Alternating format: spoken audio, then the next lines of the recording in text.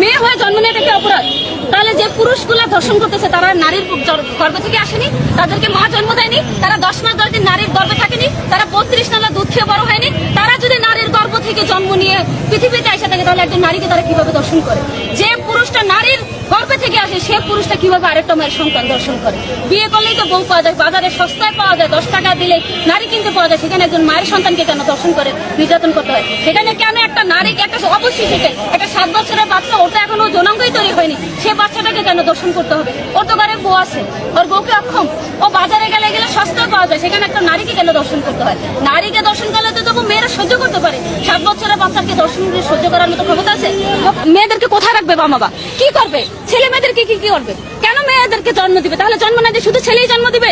মেয়েদের ঘরে যদি নিরাপত্তা না হয় মেয়েরা কোথায় যাবে? বাংলাদেশের আইন কেন এখনো ব্যর্থ? কেন স্বরাষ্ট্রমন্ত্রী আজও আসতে পারল না লামিসার বাবার সাথে দেখা করতে? কেন বিএনপির পক্ষ থেকে আজ পর্যন্ত তারেক রহমান যদি কালকে সারাদিন ওই গাজীপুরে অনুষ্ঠান করতে পারে তাহলে গাজীপুর থেকে মিরপুরে সেই রাস্তা দিয়েই তো গেছে, তাহলে কেন সে লামিসার বাবার সাথে এসে দেখা করতে পারলো না? কেন জানাজা আসতে পারলো না? স্বরাষ্ট্রমন্ত্রী তাকেই প্রশ্নটা করবেন।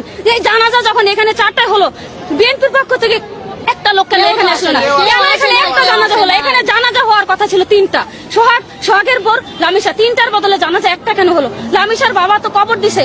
আমার ইচ্ছা ছিল এই লাশটা ফ্রিজিং করে যতক্ষণ ওই ছেলেটাকে এখানে আনা না হয়েছে ততক্ষণ এই লাশটা এখানে রাখা উচিত ছিল। তারেক রহমানকে স্বয়ং এখানে আনা উচিত ছিল। তো কেন আসিয়া হত্যার বিচার এখনো হলো না? তখন হয় অন্তর্বর্তী সরকার ছিল, এখন তো নির্বাচিত সরকার, জনগণের ভোটে নির্বাচিত সরকার, কেন জনগণের বিচার পাবে না? এখানে দেখেন আমিনুল ভাই অত্র এলাকার কিন্তু এমপি।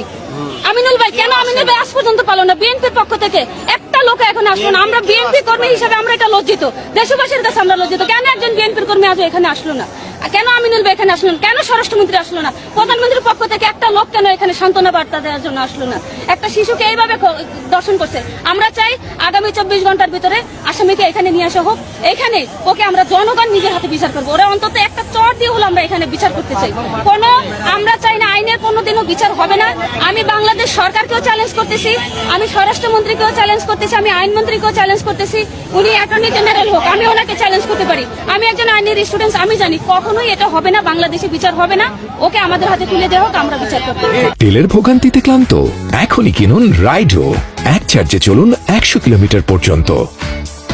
আমরা জাস্টিসটা আমরা এটাই চাই, এখানে তুলে দেওয়া সরকারের কাছে জাস্টিস চাই না, আমাদের কাছে তুলে দেন। আমরা ওর বাবাকে ফোন করে আমরা ভবিষ্যতে আর কেউ এভাবে দর্শন না করতে পারবে। আর বাংলাদেশের জন্য হত্যা নয়, 24 ঘন্টা 6টা হত্যা, এটা চিরতরে বন্ধ হওয়া দরকার।